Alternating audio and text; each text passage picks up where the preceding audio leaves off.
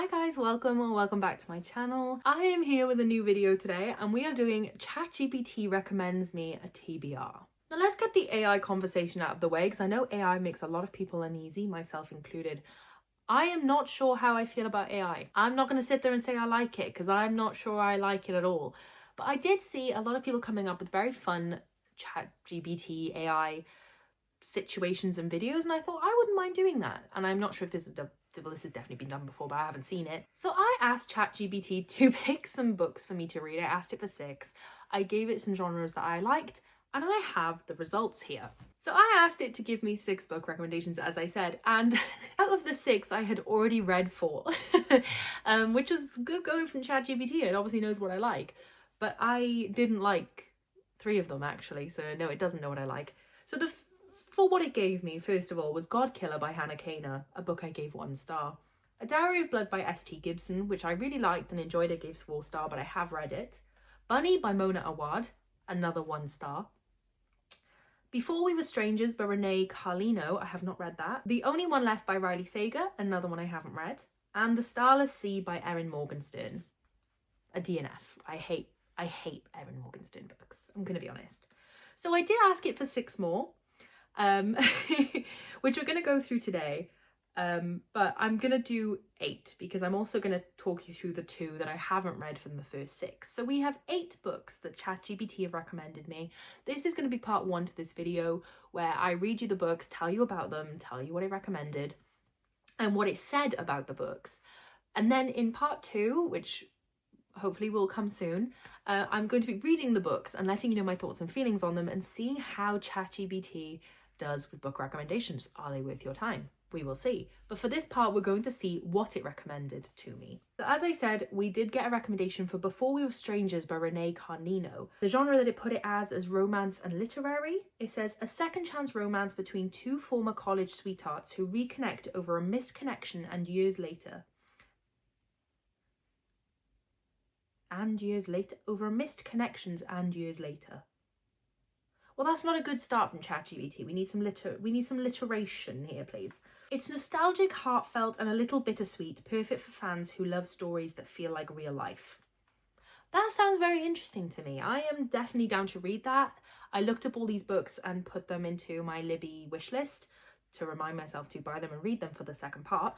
And this one looked really interesting to me. I think I've seen it before, which is good because a lot of the 6 that I'm about to come to, a couple of them I haven't heard of before, which is very rare for me. All I do is live in the book world, so this was a good one to have heard about. And then, as I said, it also recommended me The Only One Left by Riley Sager, which it genres as thriller and gothic suspense. Me and Riley Sager, we're a bit touch and go. I think that their books are somewhat good. I've really liked 1. The rest of them haven't been my cup of tea, but I know they're a bit of a controversial author, like a lot of hit or misses even from people who love them, so I'm willing to give this a go. It says, set in a crumbling cliffside mansion, this one follows a young caregiver assigned to a woman long suspected of a brutal family murder. Twisty, atmospheric and full of secrets, it's Riley Sager doing classic horror vibes with a modern edge.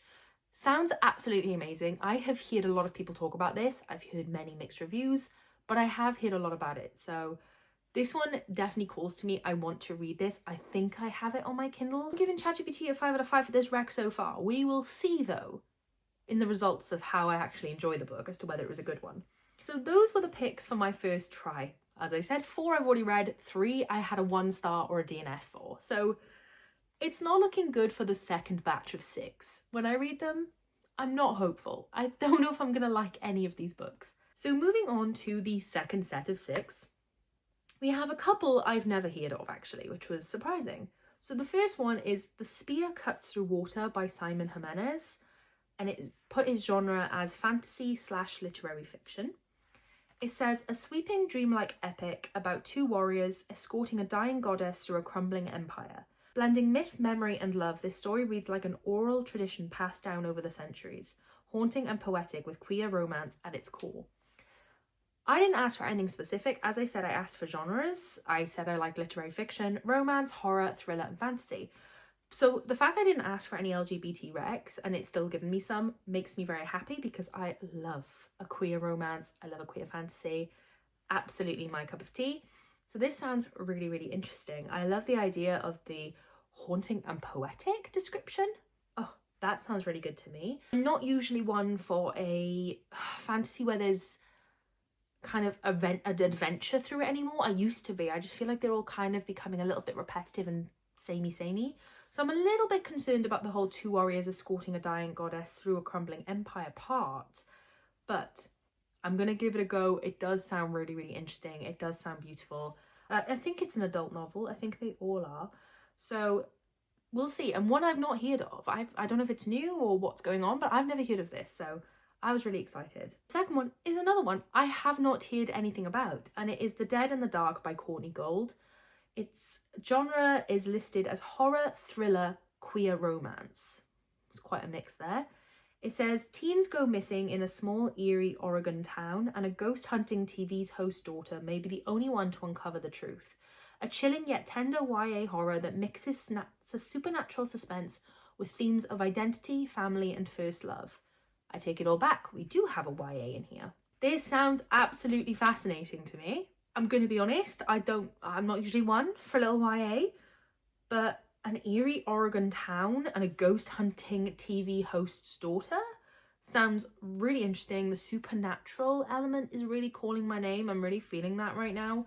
So hopefully this actually lives up to the expectations I'm building in my head, because they're high right now. The next one is You Made a Fool of Death with Your Beauty by Akike Emezi. One I have definitely heard of. I think everybody has. This is listed as a literary fiction / romance. I'm sure you've read this, or heard about it at least. Bold, sensual novel about a grieving artist who stumbles into a wildly complicated love triangle. It's a romance but emotionally raw and rich, exploring desire, loss and healing, and second chances with lyrical, cinematic intensity. Good description there, ChatGPT. Love the sound of it, but I have heard reviews about this story, and they sound heart-wrenching. They sound a little bit hard to read about, so I'm not entirely sure how much I want to read this, but I know it's going to be good because everybody loves this book. So if I don't like it, there's something wrong with me and not the book, I'm sure. But that does sound really, really fascinating. It's got really high ratings and I really look forward to reading it. And I think I have other books by that author on my shelf somewhere. I could be wrong, I'm not sure. Or I've read some at least, I don't know, but I might have even read this. No, I definitely haven't read this book. But I've really wanted to. I might even own it on my Kindle, so this will be a really fun one to read. Next we have The Drowning Kind by Jennifer McMahon. This is listed as a horror / thriller. Now, I have not read any books from Jennifer McMahon, however you say it, but I have seen a lot of them. I've heard a lot of them. She's quite a big author, does a lot. I kind of thought of her in my head as a mum thriller author, if you know what I mean. But I could be completely wrong. It says, a psychological horror novel with dual timelines. A woman investigates the mysterious spring on the family's property after her sister's death. The spring grants wishes but always takes something in return. Creepy, tragic and elegantly written. That sounds absolutely fascinating. I, again, love something with supernatural elements, and this sounds like it's definitely going to be it with a magical spring. The words creepy and tragic pull me in like a magnet. I love those terms. I love those descriptions. I want all the books like that. So this is definitely calling my name, and I'm really hoping for a good one there because I think that is definitely up my alley. So this second round of recommendations is sounding really, really good. Next one then is Piranesi by Susanna Clarke, a literary fantasy, is listed as. I used to own this actually. I unhauled my copy, but I will listen to it on audio or something. I love mythology retellings, and this one's quite a short one. I think it's like 200 and something pages.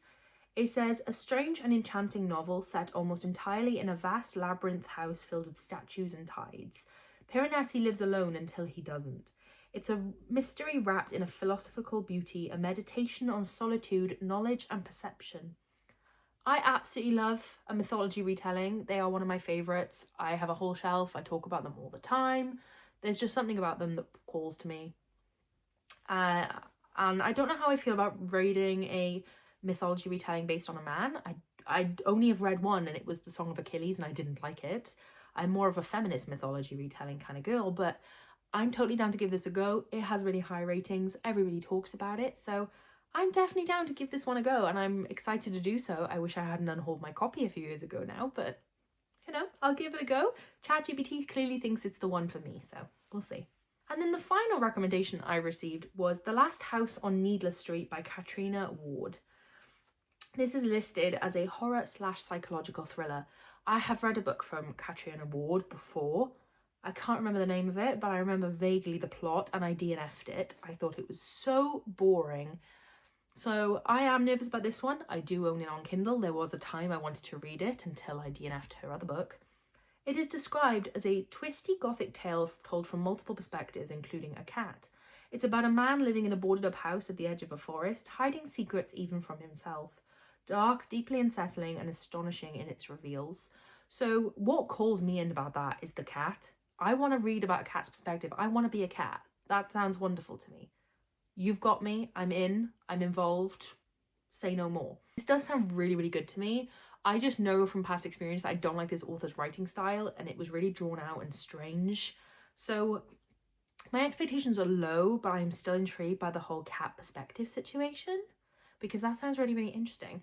And I know this got really good reviews a few years ago when it first came out, so the expectations are low, but the expectations are still there, which is good. So those are the books recommended to me by ChatGPT. As I said, I'm going to be reading them in a vlog soon, so keep your eyes out for that, and let me know if you have any opinions on any of these books down below, and maybe give me a little opinion on ChatGPT, because I love a discussion on AI. I think it's very interesting. I don't know how I feel, and I'd love to hear more opinions about it. Kindly, please, down below. But yeah, this was a really fun video to make, so thank you so much for watching, and I will see you in part 2 when it comes. Bye!